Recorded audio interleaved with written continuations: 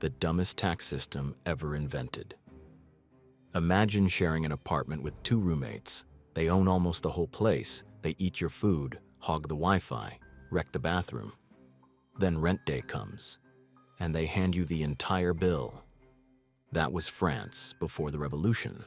Society was split into three groups. The clergy owned huge chunks of land and paid no taxes. The nobles owned even more land and also paid nothing. Why? Because their great-great-grandparents once fought in wars, and that excuse never expired. Everyone else, farmers, workers, shopkeepers, bankers, paid for everything. That was 97% of the population covering 100% of the costs. They paid land taxes the nobles skipped. A salt tax people hated so much it caused riots, and church tithes on top of that. The state drained the poor while politely ignoring the rich. Here's the rule they broke. If the wealthiest people don't pay, the system collapses. France tried to fund an empire by squeezing starving peasants while landowners built gold fountains. That isn't unfair. It's suicidal. And it leads to bankruptcy, then revolution. Revenge bought on credit. Have you ever hated someone so much you'd burn your own house just to smoke them out? That was France's relationship with Britain. After losing badly in the 7 Years' War, France wanted payback. So when the American colonies rebelled, France jumped in, not for freedom, but revenge, money, ships, soldiers. France bankrolled the American Revolution. And it worked. Britain lost, America won. France felt great, until the bill arrived. The war cost more than double France's yearly income. Instead of taxing nobles, the government borrowed everything. They put the entire war on the national credit card and hid the statements. By the 1780s, over half the government budget went just to interest payments. Lesson: debt-funded revenge feels good briefly. Then, it destroys you. France helped America win freedom and bankrupted itself doing it. A queen who lit the match. While the country was drowning in debt, the queen was shopping. Marie Antoinette didn't just spend money, she insulted reality with it. Versailles became a glittering monument to excess. Hairdos taller than doorways. Dresses worth a farmer's lifetime income. Gambling habits that made professionals blush. Her worst idea: a fake peasant village built so rich, nobles could pretend to be poor. Before returning inside for 12-course dinners. The people couldn't afford bread. The queen played dress-up. She probably never said, "Let them eat cake." But people believed it, and that belief mattered more than truth. Because trust is more valuable than money. When leaders flaunt wealth during collapse, they don't just waste cash, they burn legitimacy.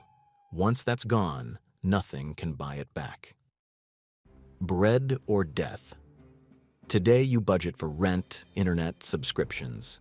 In 1780s Paris, there was one budget item: bread. Half of a worker's income went to bread in good years. Then bad years came. Trade deals crushed local jobs, droughts and hail destroyed harvests. Winter froze what little food remained. Bread prices exploded.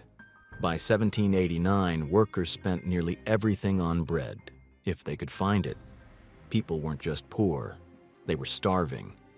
And starving people don't debate economics, they riot. Free markets don't work when the choice is pay or watch your child die. The government failed at the one job that matters most: feeding people. After that, nothing could stop the explosion. Letting the rich fix the problem. The king finally admitted disaster. His minister proposed a simple fix: one tax. Everyone pays, even nobles, even clergy. Sensible, desperate, too late. To sell it, the king asked the elites to approve it themselves. That's like asking wolves to vote for salad. They refused. They stalled.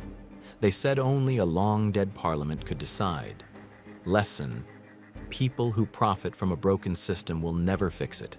They protected their wallets and missed the sound of blades being sharpened outside. Printing land into fire. After the revolution began, the new government needed money.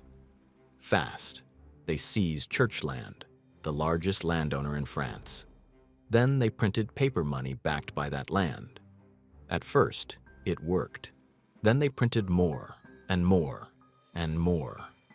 They didn't sell land to remove money from circulation. They just ran the presses. Savings vanished, prices exploded. You can't print prosperity. You can only print disaster faster. The king runs. During a financial collapse, there is one thing a ruler must never do: run. Louis XVI tried to escape the country in a giant carriage. He was caught, dragged back. Trust died instantly. Markets panicked, money fled, gold vanished. When the leader runs, investors follow. The economy bled out. Fixing prices with fear. By 1793, chaos ruled. The new government tried terror as policy. They fixed prices and enforced them with death. Sell bread too high?